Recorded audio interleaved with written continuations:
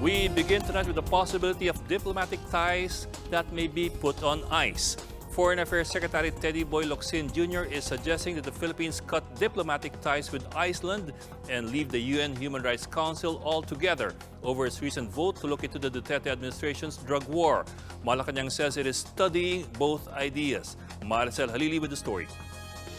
Following the decision of the United Nations Human Rights Council to adopt the Iceland resolution on extrajudicial killings in the Philippines, Foreign Affairs Secretary Teddy Boy Locsin has floated the idea of quitting from the UNHRC. In his Twitter account, Locsin also said, since we do not have an embassy in Iceland and vice versa, it will not be difficult to cut diplomatic ties with the country if Malacañang wants to.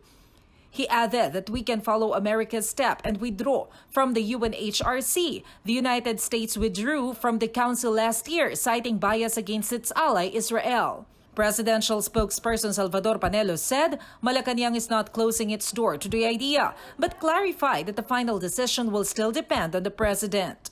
Sir, hindi masama. Kung gumagawa sila ng mga deklarasyon na labag sa ating kasarinlan at pumapasok sila sa loob ng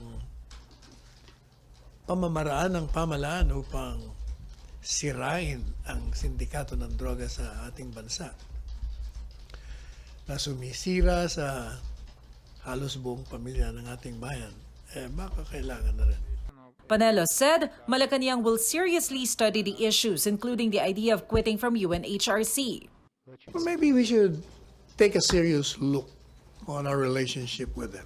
A number of senators support the idea floated by Secretary Locsin. Senate President Tito Soto questioned UNHRC's rule in voting for adoption of resolutions. Soto asked why the UNHRC adopted the Iceland petition if only 18 of its 47 member states voted for it. Yeah, I will not be surprised if Secretary Locsin will follow suit, considering the way they were all of a sudden handling a resolution from Iceland, and not even getting a majority of the members of those present in the quorum. Senator Amy Marcos, on the other hand, called for cutting ties with Iceland. She insisted that the Philippines is a sovereign country and other states cannot meddle in its affairs. But Senator Ping Lacson believes, as a developing country, there will come a time when we may have to knock on the doors of the community of nations. While Senator Francis Pangilinan stressed that there may be a time for reckoning when we face the international community to explain the menace wrought by the government's anti-drug campaign.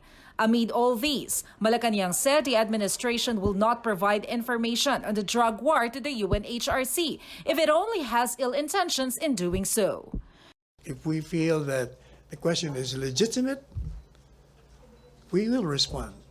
But if the question is only designed to fish information that it will use by the inquiring country to embarrass this government, certainly we will not oblige.